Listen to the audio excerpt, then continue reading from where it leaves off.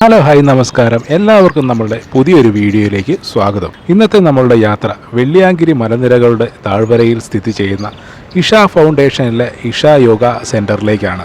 എല്ലാവരും ഇതിനെ ശിവന്റെ അമ്പലം എന്നാണ് പറയുന്നത്. സത്യത്തിൽ ഇതൊരു അമ്പലമല്ല, ഒരു യോഗ സെന്റർ മാത്രമാണ്. 2017 8 വർഷം കൊണ്ട് പണി കഴിപ്പിച്ച ഈ യോഗ സെന്ററിന്റെ ഏറ്റവും വലിയ ആകർഷണം എന്ന് പറയുന്നത് അവിടുത്തെ 112 അടി വലുപ്പമുള്ള ശിവന്റെ പ്രതിമയാണ്. കൂടാതെ അതിൽ അണിയിച്ചൊരുക്കിയിരിക്കുന്ന എണ്ണിയാലൊടുങ്ങാത്തത്ര രുദ്രാക്ഷം കൊണ്ടുള്ള ഒരു മാലയും. പാലക്കാട്ട് നിന്നും ഏകദേശം 70 കിലോമീറ്ററും കോയമ്പത്തൂർ ഉക്കടം ബസ് സ്റ്റാൻഡിൽ നിന്നും 35 കിലോമീറ്ററുമാണ് ഈ യോഗ സെന്ററിലേക്കുള്ള ദൂരം. രണ്ട് സ്ഥലത്തു നിന്നും നമുക്ക് ബസ് വഴി ഈ യോഗ സെന്ററിലേക്ക് എളുപ്പത്തിൽ എത്തിച്ചേരാവുന്നതാണ്. അങ്ങനെ നമ്മൾ ഇവിടുത്തെ പ്രധാന ആകർഷണമായ ശിവന്റെ പ്രതിമ കാണാൻ വേണ്ടി വന്നിരിക്കുകയാണ്.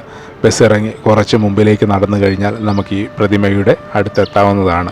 112 അടിയാണ് ഈ പ്രതിമയുടെ ഉയരം. എടുത്തു പറയപ്പെടേണ്ട മറ്റൊരു വസ്തുത 150 ഏക്കറിൽ പരന്നു കിടക്കുന്ന ഈ യോഗ സെന്ററിന്റെ പ്രകൃതി സൗന്ദര്യമാണ്. വെള്ളിയാങ്കിരി മലനിരകളുടെ ഭംഗിയും കവുങ്ങും തോട്ടവും പുളിയുടെ കാടും നെൽവയലുകളും എല്ലാം ഈ പ്രദേശത്തിന്റെ ഭംഗി വളരെയധികം വർദ്ധിപ്പിക്കുന്നുണ്ട്. കൂടാതെ ഈ പ്രതിമയുടെ സൗന്ദര്യവും വളരെ മനോഹരമായ ഒരു കാഴ്ചയുടെ വിരുന്ന് തന്നെയാണ് ഇവരിവിടെ ഒരുക്കിയിരിക്കുന്നത്. ഇത് കാണാൻ വേണ്ടി അവധി ദിവസങ്ങളിലും അല്ലാത്ത ദിവസങ്ങളിലുമായിട്ട് ആയിരക്കണക്കിന് ജനങ്ങളാണ് ഒഴുകി വന്നുകൊണ്ടിരിക്കുന്നത്. നമ്മൾ ചെന്ന ദിവസം പൊങ്കലായതുകൊണ്ട് തന്നെ ഒരുപാട് ആൾക്കാർ സാധാരണ ദിവസങ്ങളിലുള്ളതിലെ കഴിഞ്ഞും കൂടുതൽ വന്നിട്ടുണ്ട്. നിങ്ങൾക്കിവിടെ കാണാനായിട്ട് സാധിക്കും. ആയിരക്കണക്കിന് ആൾക്കാരാണ് വന്നു പൊക്കോണ്ടിരിക്കുന്നത്. ഹിന്ദു പുരാണം അനുസരിച്ച് ശിവനെ ആദ്യത്തെ യോഗി, ആദ്യത്തെ ഗുരുവായിട്ടാണ് കണക്കാക്കുന്നത്.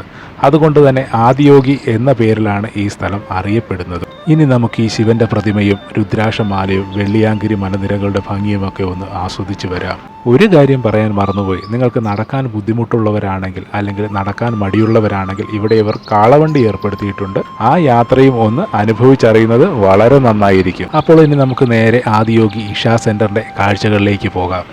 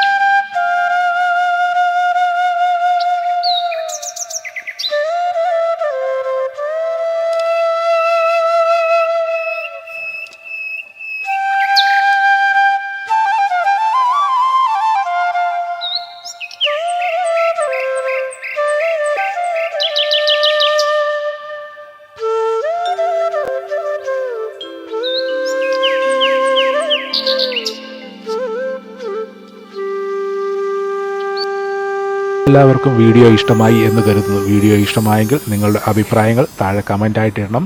കൂടാതെ നമ്മുടെ വീഡിയോ ഒന്ന് ലൈക്ക് ചെയ്യണം, ചാനലൊന്ന് സബ്സ്ക്രൈബ് ചെയ്യണം എന്നും അഭ്യർത്ഥിക്കുന്നു. മറ്റൊരു വീഡിയോയുമായി മറ്റൊരു ദിവസം എല്ലാവരുടെയും മുമ്പിലേക്ക് എത്താം. അതുവരേക്കും എല്ലാവർക്കും ശുഭദിനം നേരുന്നു.